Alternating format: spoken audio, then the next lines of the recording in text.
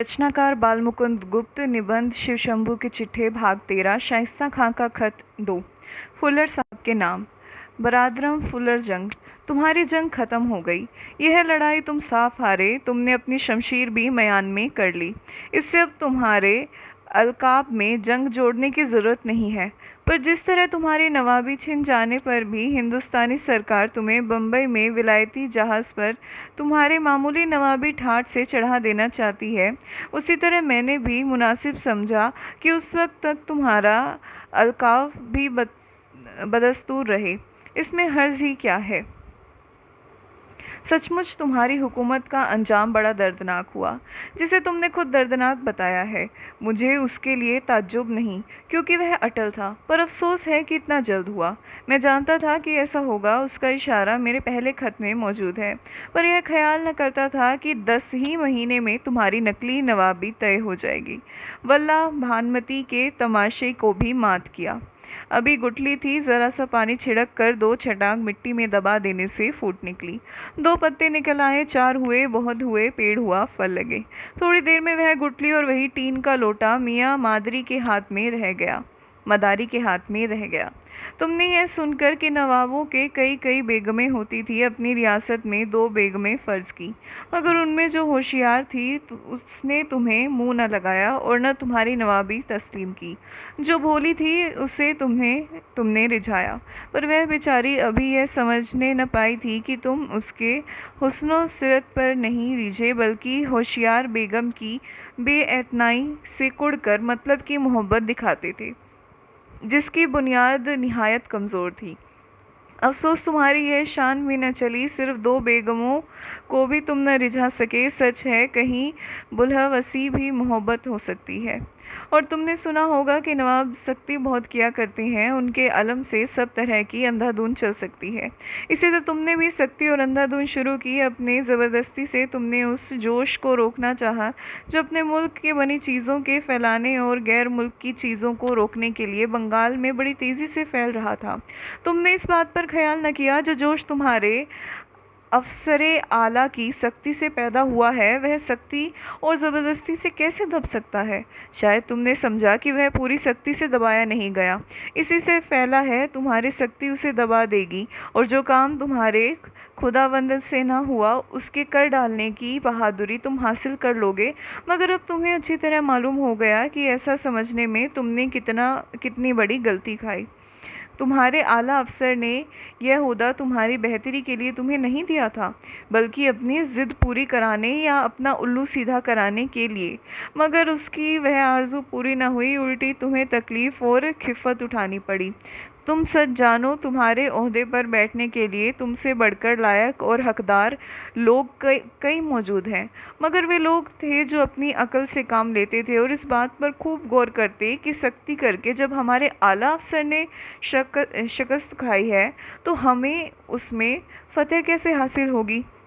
तुम्हें भी अगर इतना सोचने की मोहलत मिलती तो तुम चाहे इस ओहदे ही को कबूल न करते या उस रास्ते को तर्क करते जिस पर तुम चलकर खराब हुए।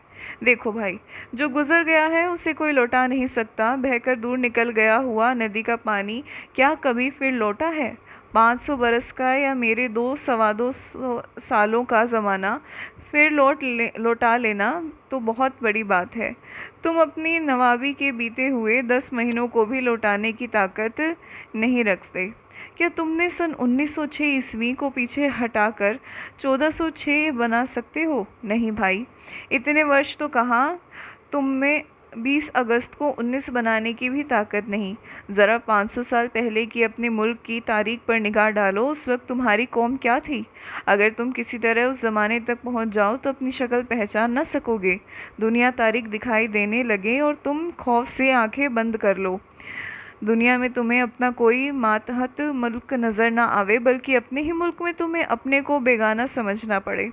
हिंद में मेरा ज़माना लाने के लिए तुम्हें रेल तार जोड़ने, दुखानी जहाज़ गारत करने, डाक उठवा लेने, गैस बिजली वगैरह को जेहनमर सीध कर देने की ज़रूरत है, नहरें पटवा देने और सड़कें उठवा लेने की ज़रूरत है, साथ ही तालीम को नेस्तो नाबूद कर देने की ज़रूरत है।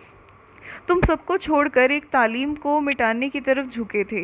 यह हिदायत तुम्हें तुम्हारे मालिक मुर्शिद लॉर्ड कर्जन की तरफ से हुई थी, पर अंजाम मोर ही हुआ। तालीम गारत न हुई बल्कि और तरक्की पा गई।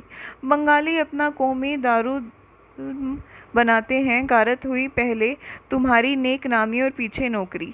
रियाया और मदरसे के तुलबा से लड़ते लड़ते तुमने नवाबी ख़त्म की, लोगों को आम जल से करने और कौमी नारे मारने से रोका। लड़कों को अपने मुल्क की माल की तरफ मुतवज्जह देकर तुमने उनको जेल में भिजवाया, स्कूलों से निकलवाया और पिटवाया।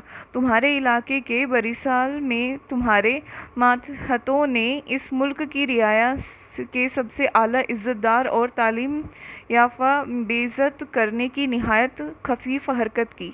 तुमने अपने मातहतों का इसमें साथ दिया। नतीजा यह हुआ कि हाई कोर्ट से तुम्हारे कामों का मलामत हुई। तुमने बड़ी शेखी से कहा था कि हाई कोर्ट मेरा कुछ नहीं कर सकती, पार्लियामेंट मेरे हुक्म को रोक नहीं सकती, मगर दोनों बातें गलत साबित हुई। हाई कोर्ट से तो तुमने मलामत सुनी ही, पार्लियामेंट भी वह सुनी कि सारी नवाबी भूल गए।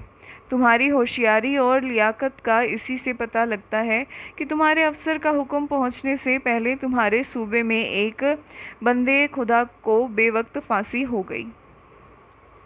तुम्हारी इन हरकतों पर यहाँ के जन्नत में खूब खूब चर्चे हुए। पुराने बादशाह और नवाब कहते हैं कि भाई यह फिरंगी खूब है, एशियाई लोगों के ऐब तलाश करने ही को यह अपनी बहादुरी समझते हैं। दिखाने को तो उन ऐबों से नफरत करते हैं, पर हकीकत देखिए तो उनको चुन चुन कर काम में लाते हैं, मगर हुनरों से चश्मपोशी करते हैं। तुम लोग हमारे ज़माने के ऐबों को काम में लाने से नहीं हिचकते, मगर उस ज़माने के हुनरों की नकल करने की तरफ ख्याल नहीं दौड़ते, क्योंकि वे टेढ़ी खीर हैं। कहाँ 8 मन के चावल, कहाँ हथियार बांधने की आज़ादी।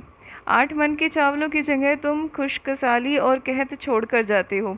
हथियारों की आज़ादी की जगह 10 आदमियों को मिलकर निकालना, मजलिसें करना, वंदे मातरम कहना बंद किए जाते। अरे यार, इतना तो सोचा होता कि पिंजरे में भी चिड़िया बोल सकती है, कैद में भी ज़बान कैद नहीं होती। तुमने गज़ब किया, लोगों का मुँह तक सी दिया था। और भी